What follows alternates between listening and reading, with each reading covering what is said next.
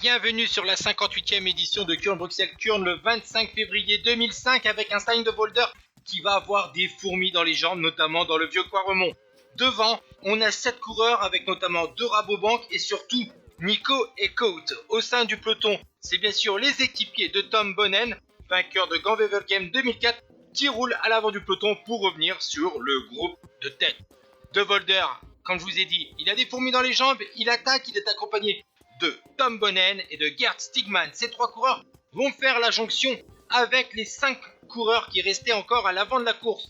Mais derrière, au sein du peloton, on va vite réagir. Devant, De Volder va tenter à plusieurs reprises d'attaquer, mais à chaque fois, c'est soit Gert Stigman, soit Tom Bonnen qui donc prennent la roue du rouleur Stein de Volder. C'est la jonction à 8 km de l'arrivée et Peter Van Petegem, vainqueur en 2001, tente sa chance. Et encore une fois, c'est Tom Bonnen qui saute dans la roue d'un adversaire. Et à 6 km de l'arrivée, c'est un nom plutôt connu, mais lui, il n'a pas un grand palmarès, c'est Kevin Van Impe. Il sort derrière George Hincapie. La formation Discovery prend le sillage de Kevin Van Impe.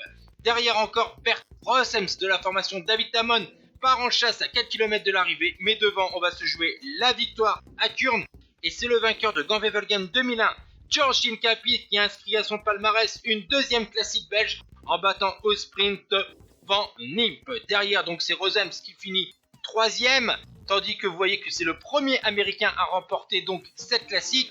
Et voici le top 10 avec Hincapie qui sera déclassé dans les années à venir. Van Impe, Bert Rosems, Nico Eekhout, Art Viruten, Roy Saint-Jens, Hayden Wollstone, Serge Baguet, Dimitri Muraviev et Andreas Klier.